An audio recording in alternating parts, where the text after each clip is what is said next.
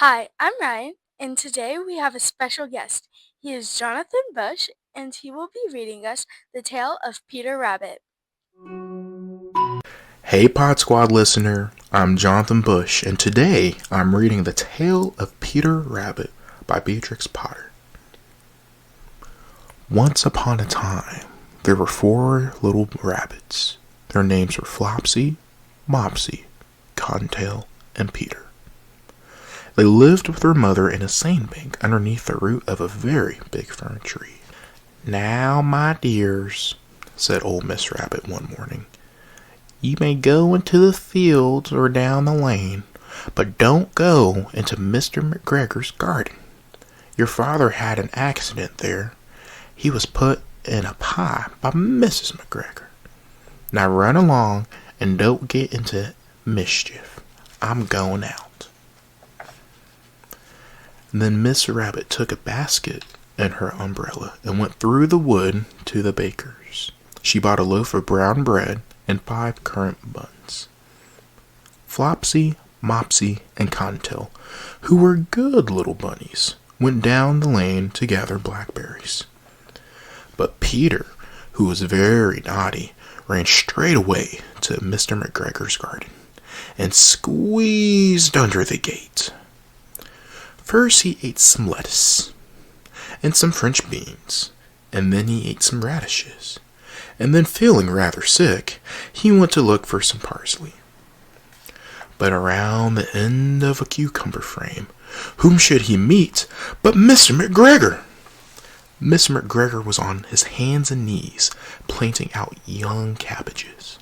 But he jumped up and ran after Peter, waving a rake and calling out, "Stop, thief!" Peter was most dreadfully frightened. He rushed all over the garden, for he had forgotten the way back to the gate. He lost one of his shoes among the cabbages, and the other shoe amongst the potatoes. After losing them, he ran on all 4 legs, and went faster, so that I think he might have gotten away altogether, if he had not unfortunately ran into a gooseberry net. He got caught by the large buttons on his jacket. It was a blue jacket with brass buttons, quite new. Peter gave himself up for lost, and shed big tears. But his sobs were overheard by some friendly sparrows, who flew to him in great excitement, and implored him to exert himself. Mr. McGregor came up with a sieve, which he had intended to pop upon the top of Peter. But Peter wiggled out just in time, leaving his jacket behind him, and rushed into the tool shed and jumped into a can. It would have been a beautiful thing to hide in if it had not had so much water in it. Mr. McGregor was quite sure that Peter was somewhere in the tool shed, perhaps hidden underneath a flower pot. He began to turn them over carefully, looking under each. Presently, Peter sneezed. "Kirsco!" Miss McGregor was after him in no time, and tried to put his foot upon Peter, who jumped out of a window, upsetting 3 plants. The window was too small for Mr. McGregor, and he was tired of running after Peter. He went back to his work. Peter sat down to rest. He was out of breath and trembling with fright. He had not the least idea which way to go. Also, he was very damp with sitting in that can.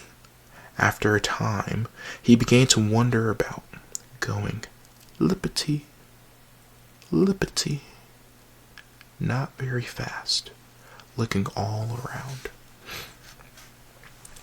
He found a door in a wall, but it was locked, and there was no room for a fat little rabbit to squeeze underneath. An old mouse was running in and out over the stone doorstep, carrying peas and beans to her family in the wood. Peter asked her the way to the gate, but she had such a large pea in her mouth that she could not answer. She only shook her head at him. Peter began to cry. And then he tried to find his way straight across the garden, but he became more and more puzzled. Presently he came to a pond where Mr. McGregor filled his water cans. A white cat was staring at some goldfish. She sat very, very still. But now and then the tip of her tail twitched as if it were alive. Peter thought it best to go away without speaking to her. He had heard about cats from his cousin, little Benjamin Bunny. He went back towards the tool shed, but suddenly, quite close to him, he heard the noise of a hoe. Screech!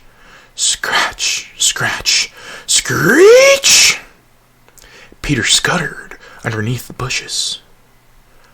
But presently, as nothing happened, he came out and climbed upon a wheelbarrow and peered over.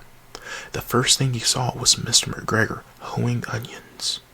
His back turned towards Peter, and beyond him was the gate. Peter got down very quietly off the wheelbarrow and started running as fast as he could go along a straight walk behind some black currant bushes. Mr. McGregor caught sight of him at the corner, but Peter did not care. He slipped underneath the gate and was safe at last in the wood outside the garden. Mr. McGregor hung up the little jacket and the shoes for a scarecrow to frighten the blackbirds. Peter never stopped running or looked behind him till he got home to the big fir tree. He was so tired that he flopped down upon the nice soft sand on the floor of the rabbit hole and shut his eyes. His mother was busy cooking. She wondered what he had done with his clothes. It was the second little jacket and pair of shoes that Peter had lost in a fortnight. I'm so sorry to say that Peter was not very well during the evening. His mother put him to bed and made some chamomile tea, and she gave a dose of it to Peter. 1 tablespoonful to be taken at bedtime. But Flopsy, Mopsy, and Cottontail had bread and milk and blackberries for supper. The end. Thank you for listening, all the Podcast Squad listeners. I hope you enjoyed listening to the Tales of Peter Rabbit as much as I enjoyed reading it. My favorite book when I was in elementary, I would have to be Go Dogs Go. It was a book that my mom and dad would always read to me right before bed, and I absolutely loved it. Thank you for listening, and happy reading.